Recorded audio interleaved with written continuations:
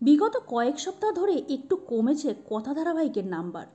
টিআরপিতে আরও ভালো ফল করতে নিত্য নতুন চমক আসছে কথা ধারাবাহিকে।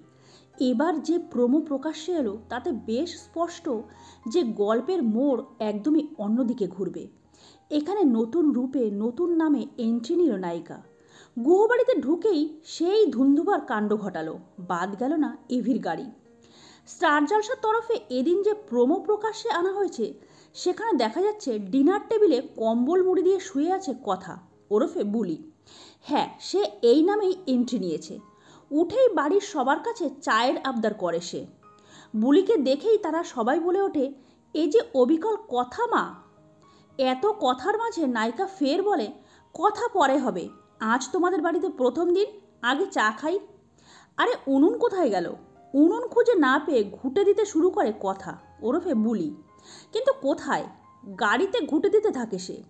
আর সেই গোবরের গন্ধ পায় এভি। সে বাইরে এসে গাড়ি জুড়ে গোবর দেখে খেপে যায়। আর তখনই দেখা হয় দুজনার। বুলি বলে ওঠে, এই ঘুঁটে দিয়ে উনুন জ্বালিয়ে চা খাবে বুলি। দুজনের এই ফের দেখার গল্পের মোড় কোন দিকে ঘোরে সেটাই এখন দেখার। এই প্রোমো প্রকাশ্যে আসার পর বেশ খুশি দর্শকরা। এক ব্যক্তি লেখেন, সেই গোবর দেবী। এর পরেও কারো মনে হচ্ছে যে ও নয়। আর একজন লেখেন, এটাই তো চাইছিলাম। আগামী পর্বগুলো এক্সাইটিং হবে যে বোঝাই যাচ্ছে। তৃতীয় ব্যক্তি লেখেন, নতুন গল্প, নতুনভাবে গল্প বলা হবে। দারুণ কামব্যাক, ভালো লাগলো প্রোমো। তো বন্ধুরা, কথা ধারাবাহিকে কথার এই নতুনভাবে নতুন রূপে ফিরে আসা কি আপনাদের কেমন লাগলো সেটা কিন্তু কমেন্টসে জানাতে একদমই ভুলবেন না।